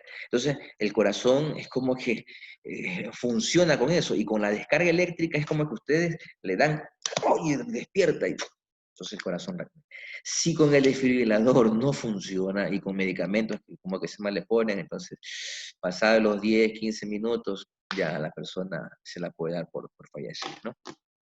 Ya voy a conseguir un video en donde está toda esta situación, como que se llama, de la reanimación cardiopulmonar, para que ustedes como que se llama vean más o menos cómo es la situación, ¿no? ¿Alguna consulta, una pregunta hasta aquí, hasta ahorita? Ninguna. Bueno, continuamos. Miren, por ejemplo, aquí vemos nosotros, miren, las dos personas que les decía, ¿no? Una que le está haciendo la presión. Esto que ustedes ven aquí, no es que se dan al mismo tiempo, no. Primero son la presión, ponen así las manos, comienzan las manos rectas y comienzan el peso de su cuerpo. Ojo, con los niños pequeños, por ejemplo, ustedes no van a utilizar esta técnica porque usted le va a destrozar, como que se llama, el tórax y el diafragma. Con los niños pequeños de meses, por lo general uno pone son en los dedos, ¿sí?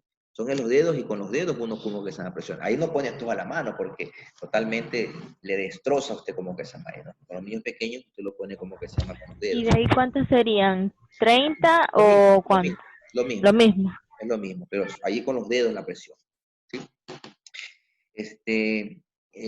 Bueno, aquí ven ustedes más o menos, y se combina respiración boca a boca y compresiones cardíacas, ¿no? La respiración boca a boca suministra oxígeno a los pulmones de la persona, y las compresiones cardíacas mantienen la sangre oxigenando, o sea, para que el corazón bombee, ¿no? Bombee, como que se llama la sangre, ¿no? Hasta que se restablezca la respiración y las palpitaciones cardíacas. Para eso uno da la reanimación cardiopulmonar, ¿no? Para que el corazón comience a bombear, como que se llama, la sangre, y cuando ustedes están, como que se llama, expulsando el oxígeno para que también logre.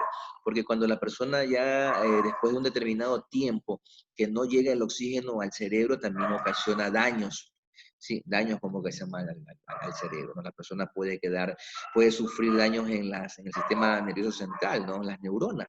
Entonces, por eso es necesario el oxígeno y que la sangre lleve ese oxígeno a todas las partes del cuerpo, ¿no? Entonces aquí ven ustedes. Es una combinación de las dos cosas. Después de las 30, vienen y mandan 2 inhalaciones, ¿no? 30, 2 inhalaciones. Como les dije, 10 minutos. ¿Y la posición de las manos puede ser así como está en la imagen? Bueno, a mí me enseñaron es con las manos así entrelazadas, ¿no? Por ejemplo, el señor las tiene así. Las tiene una encima de otra, pero a mí me enseñaron es así. ¿Sí? Usted mete los dedos en la otra ahí y ahí usted como que se me presiona, ¿no? Pero con tal de que haya la presión, como que se llama aquí en la caja torácica del corazón, para que como que, es como que si usted, no sé si ustedes habrán visto los relojeros cuando utilizan como especie de una bombita que cogen y aplastan y soplan y eso bota aire y entra aire, bota aire, bota aire. Más o menos así lo que se está haciendo, ¿no? Que haya esa especie de compresión, que comprimen ahí el corazón, como que lo aplastan como para que el corazón bote la sangre y de nuevo como que jale, ¿no? Eso es más o menos podemos decir, la idea, ¿no? Bueno, continuamos. Aquí vemos, por ejemplo, ¿no? Miren, aquí también es interesante que la persona cuando está suministrando el oxígeno a través de las inhalaciones que hace, ¿no? Entonces él también está viendo si la persona está reaccionando, pone el oído ahí cerca de la nariz para ver si escucha el sonido, ¿no? Si ya escucha que la persona hace... Porque hay un sonido, entonces ya, la persona está reaccionando. Entonces, mire, dice, aquí retira todo aquello que pueda molestar para respirar, objetos, prótesis dentales, etcétera, se lo puede hacer, ¿no? Hay que arrodillarse cerca de ella con los 2 dedos cubiertos por un pañuelo limpio. Esto era lo que yo les decía, ¿no? Si no hay, por ejemplo, lo que les indicaba, es como especie de una boquilla, así como de caucho, que uno lo pone ahí para poder, o si no, con las manos ahí, ¿sí? O si no, por ejemplo, ponen los 2 dedos ahí, encima de los 2 dedos, ustedes, como decían, aquí, por ejemplo, la persona lo está haciendo de boca a boca, ¿no? Ha de conocer tal vez cómo se llama a la víctima, pero por lo general se le tapa la nariz y se comienza y se expulsa. Porque si no le tapa a usted la nariz, se sale el aire por ahí. Se mueve la cabeza del paciente hacia la parte de atrás con una mano y con la otra colocan el mentón para abrir las vías aéreas, ¿no? Una vez que se tienen las vías aéreas abiertas, con una mano tapa la nariz de la víctima y después con con la otra abre como sea la boca y expulsa, ¿no? A ver, ¿qué más tenemos? El objetivo de los primeros auxilios. A ver, si me ayuda, por favor, Jenny, que ya me cansé de tanto hablar. Jenny, ayúdeme, por favor, con esa lectura. A ver. Objetivos de los primeros auxilios. Evitar la muerte, impedir el agravamiento de las lesiones, evitar más lesiones de las ya producidas, aliviar el dolor, evitar infecciones o lesiones secundarias, ayudar o facilitar la recuperación lesionado. Así es, eso es más o menos, ¿no? Aunque aquí no tengo, bueno, una imagen de cómo uno coloca, por ejemplo, a la persona cuando la persona sí reacciona o sí respira, ¿no? Cuando la persona sí reacciona o sí respira, entonces lo que uno hace es coger el brazo, se lo coge y se lo pone como un poquito dobladito a un lado y a la persona se la pone como de lado. ¿Sí? No acostada, sino que como que se la pone de lado, se la deja de lado hasta cuando lleguen los paramédicos, la Cruz Roja, ¿no? En esa posición así como de lado, entonces es mucho mejor esa posición que estar como que se me ha acostado, ¿no? Como indica ahí, se trata uno de aflojar la ropa, si es que tiene ropa apretada, para que haya una mejor circulación del aire, así mismo como circulación, como que se llama, de la sangre, ¿no? ¿Qué más tenemos? Tenemos aquí, ante un accidente, proteger, avisar y socorrer. Esas son las siglas que también ellos utilizan. El proteger, el avisar y socorrer. El proteger significa, es el área donde usted está realizando ¿cómo que se llama? Los primeros auxilios, usted tiene que proteger a la víctima, tiene usted que limpiar el espacio, tiene usted que delimitar para que la persona tenga la facilidad de que le entre mayor cantidad de oxígeno, de que los curiosos no estén encima de él, de que no le obstaculicen a usted la labor que usted está realizando, ¿no? Avisar, entonces ustedes cuando van a comenzar a dar, como que se llama, los primeros auxilios a la gente, por favor, gritar, llamen a alguien al 911, ¿no? Si usted no puede hacerlo, pero si usted sí puede hacerlo, pues usted como que se llama activa el 911 y pide ayuda, ¿no? Y socorrer, ¿no? Eso es los pasos, si podemos decir, para cuando uno va a dar primeros auxilios. Proteger, avisar, socorrer. Proteger al accidentado y a uno mismo. Hay que hacer seguro el lugar del accidente, teniendo en cuenta que es preferible alejar el peligro que movilizar al accidentado. Es más preferible eso. Avisar a los servicios de socorro, en este caso el 911, ¿sí? Al ECU 911, que son los encargados, como se llama, de venir o direccionar cuáles son, como se llama, las entidades que te pueden ayudar, ¿no? En un accidente de tránsito, ¿quiénes son los que te pueden ayudar? Bueno, la policía, la ATM o la CTE, la Cruz Roja, si es que hay, como que se llama, algún tipo de persona que está de emergencia, ¿no? Y lo que es socorrer, pues bueno, darlo, como que se llama, los primeros auxilios a las personas. El PAS, proteger, avisar, socorrer, ¿no? ¿Qué hora tenemos? Las 10:42, creo que con ustedes tenemos hasta las 11, ¿no? Sí. Sí, Sí, A ver, hasta las 11, y de ahí vienen clases asincrónicas, ¿no? Con ustedes creo que hay una hora de clases asincrónicas, ¿no? Después de las 11, de 11 a 12 creo que es asincrónico con ustedes, ¿verdad? sí, creo que sí.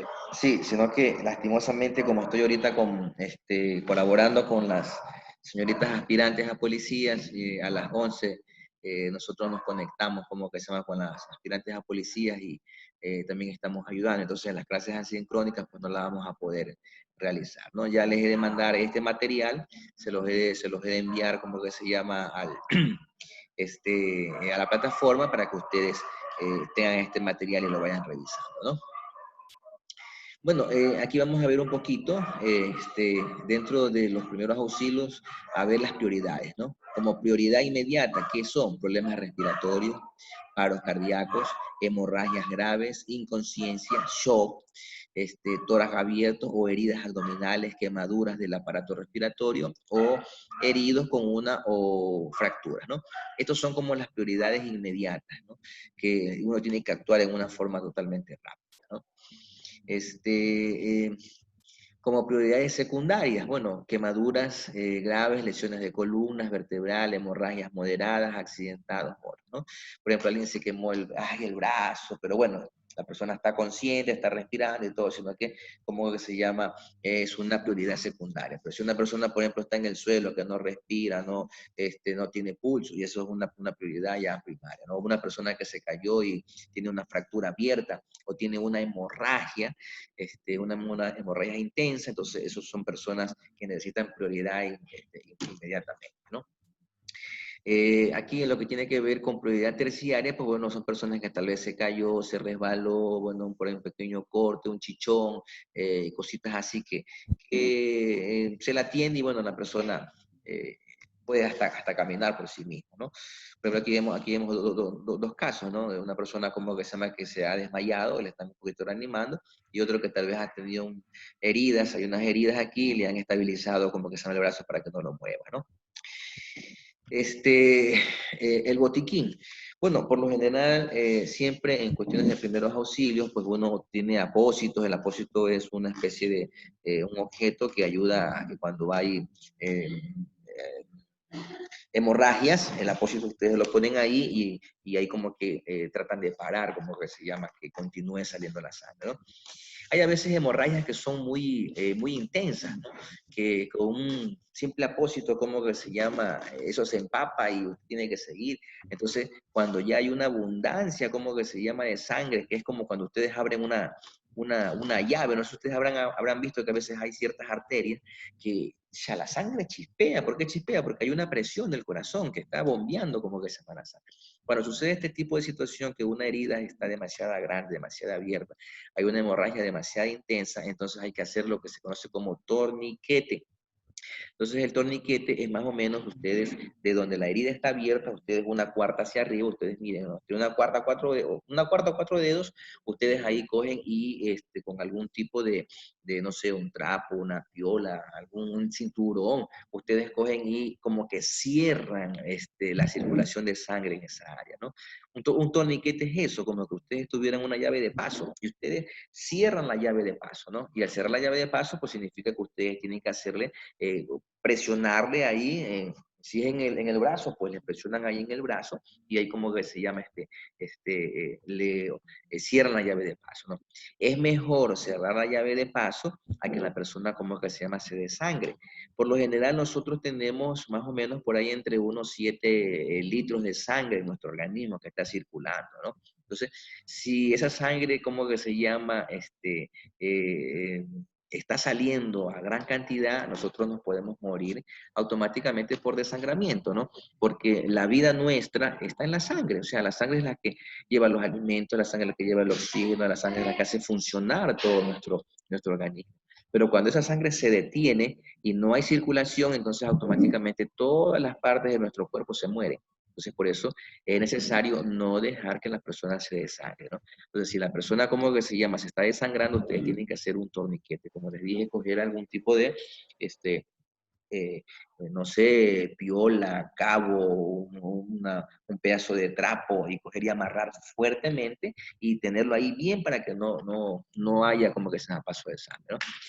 Ustedes me dirán, pero bueno, la persona, ¿cómo que se llama? Se puede morir. No, porque usted al cerrar el paso de sangre, lo único que está evitando es que la sangre circule. Si es, por ejemplo, aquí en el brazo, ya no circule para la parte de abajo. Usted dirá, oiga, pero esa persona se puede morir. Claro, si le dejan a ustedes el torniquete, se me ocurre bastante tiempo, entonces sí se puede morir esta parte. Porque acuérdense que la sangre es la que lleva, como que se llama, el oxígeno, sustancias que son necesarias para que esa parte como que se alimente, ¿no? Por eso es recomendable que cada hora, o sea, cada hora, después de una hora, ustedes como que abren un poquito la llave de paso como para que ruede un poquito de sangre, ¿no?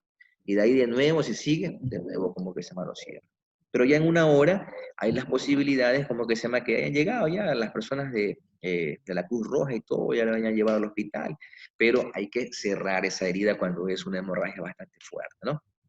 Si es una herida pequeña, pues usted lo que tiene que hacer es limpiar esa herida, ¿no? Con Povidin, ¿sí? Con Povidin limpian esa herida, con alcohol limpian esa herida, porque si es una herida pequeña, lo que ustedes tienen que hacer es poner el apósito y presionar, tener ahí presionada la herida para que la herida deje, como que se llama, de salir sangre, ¿no? Eso es por lo general la técnica que se debe utilizar, ¿no? Presionar la herida, tener bien presionado ahí un rato hasta cuando ya ustedes vean que ya no sale sangre. Sé que se detuvo la cantidad de sangre que sale, bueno, ya. Ahí ustedes como que se le ponen con la gasa y ese tipo de cosas y listo. Pero si sale sangre y sale sangre y con la presión que ustedes hacen y no funciona eso, ahí viene el torniquete. El torniquete es como la última, se puede decir, el último acto que se hace para evitar la salida de sangre. En los botiquines, por lo general, no es necesario tener ciertos tipos de medicamentos, ¿no? Las personas creen que un botiquín tiene que tener una aspirina, tiene que tener ahí para el dolor de cabeza. No, los botiquines lo que ustedes tienen que tener, por ejemplo, son los apósitos, las gasas, bueno, las tijeras para cortar, tienen que tener como que se llama el alcohol, el povidín, ese tipo de artículos es lo que se tiene que tener ahí, ¿no? Algunos creen que un botiquín es la ampibé, la tetraciclina, que para el dolor de cabeza, que para la menstruación. Bueno, no, los botiquines no contienen ese tipo de cosas, ¿no?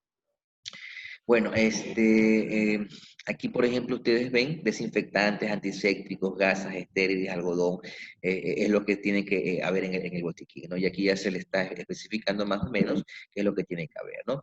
Tiene que haber como que se llama una pequeña tijera, pinzas, guantes descartables dentro del botiquín, ¿no?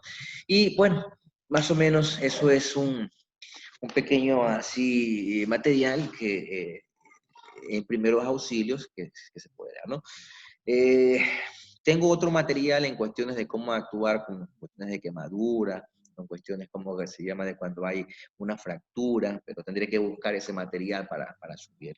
Pero ya específicamente, si ustedes necesitan tal vez tener un grado más de conocimiento, pues habría que hacer ya un pequeño cursito de primeros auxilios donde ahí sí ya se puede enseñar todo ese tipo de situaciones, ¿no?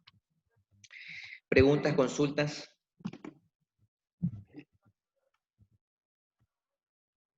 No. ¿sí? No, ingeniero, yo quería preguntarle era sobre el tema del examen, cómo va a ser más o menos. ¿Tenemos que estudiar todas las unidades o cómo? Claro, todo lo que yo les he mandado, todo el material que yo les he mandado tienen ustedes que estudiarlo. Sobre ese material que se ha enviado es que van a salir las preguntas. Ahora, según lo que nos han indicado, el examen va a ser de 2 horas, lo que nos han dicho, ¿no? Se va a poner como que se llama en la plataforma, pero se van a poner en la plataforma las preguntas durante 2 horas.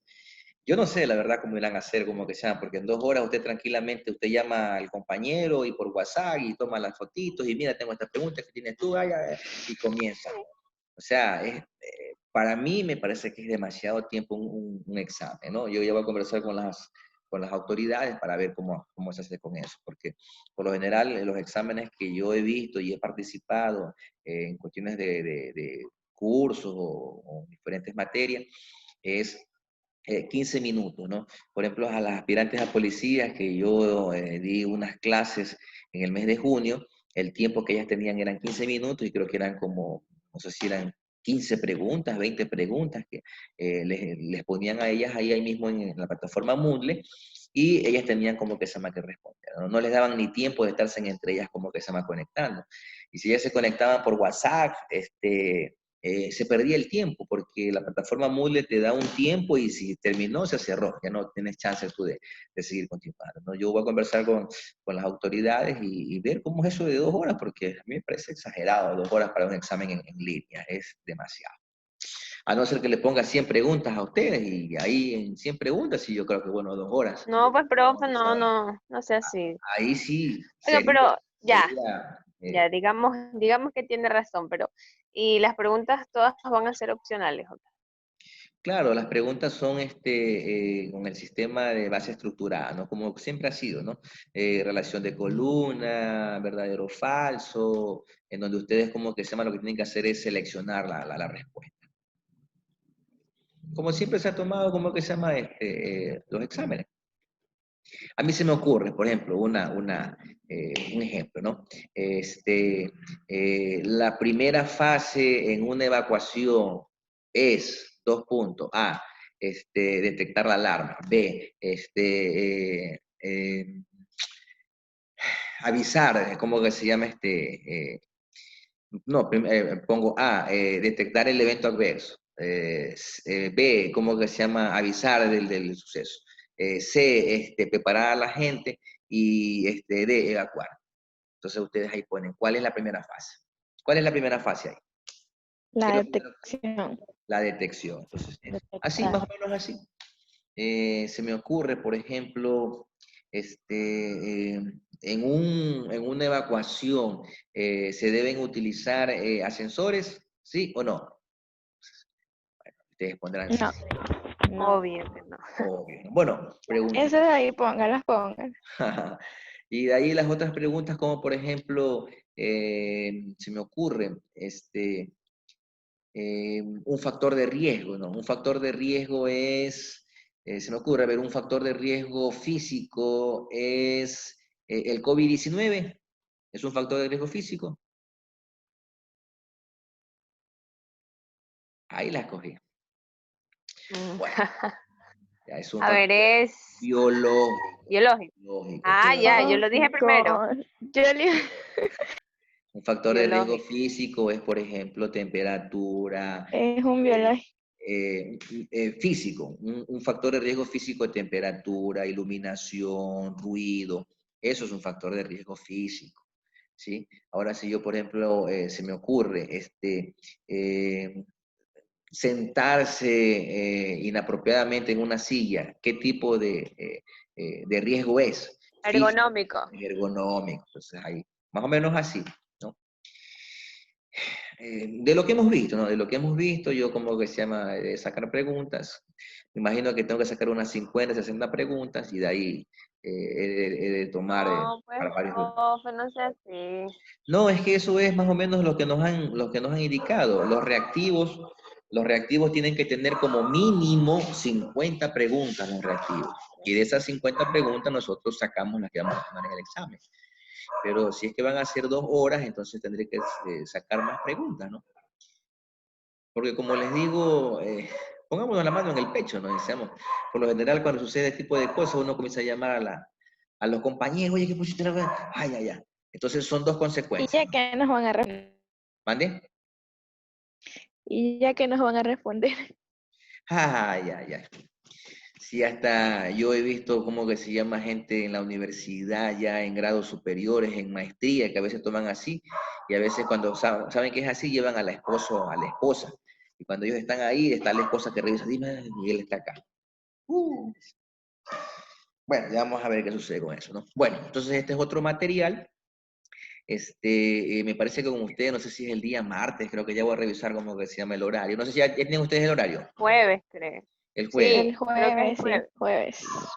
Bueno, porque el jueves también me parece que tengo en seguridad laboral, también tengo también otra materia. Ya voy a revisar bien eso de ahí y ya les he de indicar, ¿no? Bueno, señoritas, ha sido pues un placer. Déjenme por favor, ¿cómo que se llama? Coger un print de los que han asistido para llenar también un print y no, creo que no puse, a ver.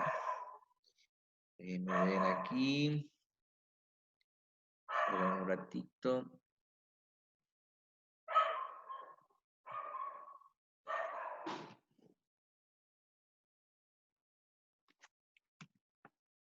Listo, ya tengo como que se llama la asistencia del día de hoy, ¿no?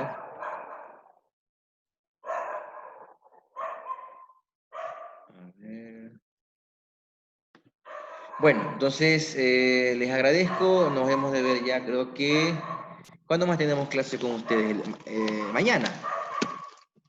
No, No, No, ya no solo tenemos. jueves. ya Alexander. Bueno, ya revisen por favor la plataforma, que en la plataforma les he de enviar ya